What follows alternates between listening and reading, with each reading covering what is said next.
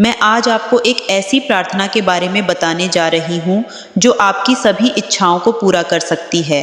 वास्तव में जिसने भी इस तरीके को अपनाया है उसे कभी निराशा नहीं हुई। इस वीडियो के अंत में मैंने यह भी बताया है कि कैसे आप अपनी किसी भी समस्या के लिए प्रार्थना कर सकते हैं। वीडियो को अंत तक देखें। जब लोग मुझसे पूछते हैं कि क्या कोई ऐसी प्रार्थना है जो हर समस्या को हल कर सके, तो मैं हमेशा हाँ कहती हूँ। मैं इसे गुप्त प्रार्थना कहती हूँ। यह सीधी सी बात है।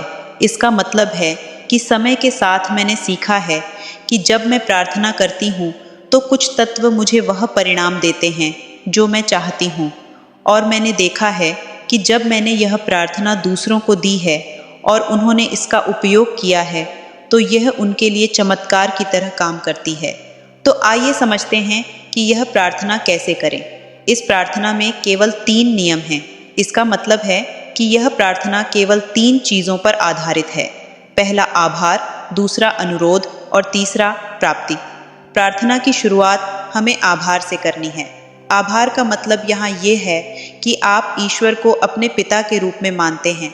मान लीजिए, यदि आप अपने माता पिता से कुछ चाहते हैं तो वे बिना किसी प्रश्न और उत्तर के आपकी इच्छा पूरी करते हैं, और केवल धन्यवाद कहने से बात पूरी नहीं होती। आपको इस प्रार्थना की शुरुआत वैसे ही करनी है जैसे आप अपने माता पिता से बात करते हैं और अपने जीवन के लिए, अपने पास जो कुछ भी है, आपके रिश्तों के लिए धन्यवाद देते हैं। यही वह चीज़ है जो आपको भगवान के सबसे करीब ले जाती है। आपके भगवान आपके इच्छाओं को पूरा करते समय एक संबंध शुरू करते हैं।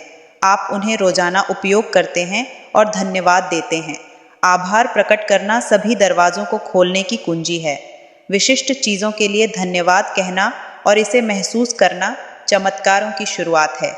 अब चाहे वह व्यवसाय हो या व्यक्तिगत मतलब, आपकी सभी परेशानियों की स्थिति इसमें छिपी है। उदाहरण के लिए, अगले कदम पर जाने से पहले आपको भगवान का धन्यवाद और आभार प्रकट करना होगा। यदि आप इन सभी चीज़ों के लिए आभारी महसूस करते हैं, जिसमें आपके रिश्ते भी शामिल हैं, तो आपका मन, आपके विचार, आपकी ऊर्जा, आपकी आत्मा, आपकी दिशाएं, आपके कार्य और बहुत कुछ बदल जाएगा। वर्तमान में किसी भी प्रार्थना की शुरुआत करने का आभार सबसे महत्वपूर्ण तरीका है। यह एक चमत्कार है जो पहले से ही यहाँ है। जब आप इसे ईमानदारी से करते हैं और महसूस करते हैं तो आप सब कुछ बदल सकते हैं, और यह अत्यधिक शक्तिशाली है। अब दूसरा नियम नोट करें। आपको अनुरोध करना है कि आप क्या चाहते हैं। आपको इसे भी मांगना है। जैसे मैंने पहले समझाया था, आपको अपनी इच्छा नहीं मांगनी है, आपको अनुरोध भी करना है। जब आप अनुरोध करते हैं तो यह जानना महत्वपूर्ण है कि कुछ बेहतर आने वाला है, और फिर अंतर्दृष्टि, प्रेरणा और अंतर्ज्ञान पर कार्य करना है जो आपको प्राप्त होता है।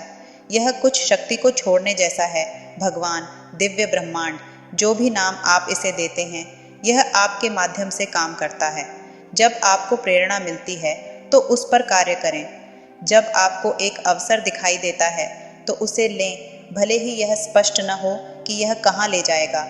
यह अंतिम कदम है जहाँ आप जानते हैं कि आप दे रहे हैं, और जब आप प्रेरित कार्रवाई करते हैं तो भगवान उत्तर देंगे। इसलिए आप चुपचाप नहीं बैठ सकते, आपको प्रेरित कार्रवाई करनी होगी। एक मजाक है कि एक आदमी ने लॉटरी जीतने के लिए प्रार्थना की और प्रार्थना करने के बाद लौट आया और टिकट खरीदना भूल गया। तब भगवान की शक्ति ने उसे टिकट खरीदने के लिए मजबूर कर दिया। उस आदमी की तरह न बने। अगर आपको याद दिलाया गया है तो आप जो कर सकते हैं वह सब कुछ करने की कोशिश करें। कठिन परिश्रम से पीछे न हटें। मुझे विश्वास है कि गुप्त प्रार्थना सूत्र इतना प्रभावी है कि यह प्रार्थना वास्तव में आपको उत्तर प्राप्त करने के लिए एक मोड़ में डालती है। और हाँ, ध्यान रखें कि चाहे आप कितनी भी बार प्रार्थना करें, अगर आपके पास एक्लिप्स शील्ड नहीं है तो आप यह भी नहीं देख पाएंगे कि आपको उत्तर प्राप्त हुआ है।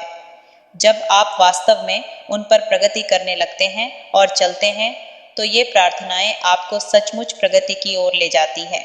और इसकी सबसे बड़ी बात यह है कि यह आपको आकर्षण के नियम से जोड़ती है। तो इस प्रार्थना से बेहतर तरीका क्या है? आप आकर्षण के नियम का उपयोग कर रहे हैं। अब मैं आपको सिखा रही हूँ कि किसी समस्या के लिए प्रार्थना कैसे करें। आपको अपनी समस्या के लिए प्रार्थना इस प्रकार करनी होगी। कल्पना करें कि आपकी धन समस्या है तो आप इस प्रार्थना को इस प्रकार कहेंगे। हे भगवान, आपने मेरे सभी ज़रूरतों को समय से पहले पूरा कर दिया है, जिसके लिए मैं आभारी हूँ और धन्यवाद देता हूँ। मेरी सभी वित्तीय कार्य सफलतापूर्वक पूरे हो रहे हैं। यदि आपकी सैलरी या आय कम है तो आप इस प्रकार कह सकते हैं। हे भगवान, आपने मेरी आय या सैलरी 50,000 कर दी है, जिसके लिए मैं धन्यवाद देता हूँ या देती हूँ और बहुत आभारी हूँ।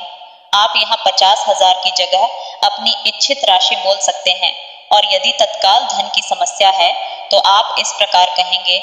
हे भगवान, आपने मेरी समस्या का समाधान कर दिया है। मैं आपको यह पैसा देने के लिए धन्यवाद देती हूँ और आभारी हूँ। आप यहाँ रुपए की राशि बोल सकते हैं। इस प्रकार आप अपनी प्रार्थना बना सकते हैं। अगर आपको यह वीडियो पसंद आया हो तो इस चैनल को सपोर्ट जरूर करें।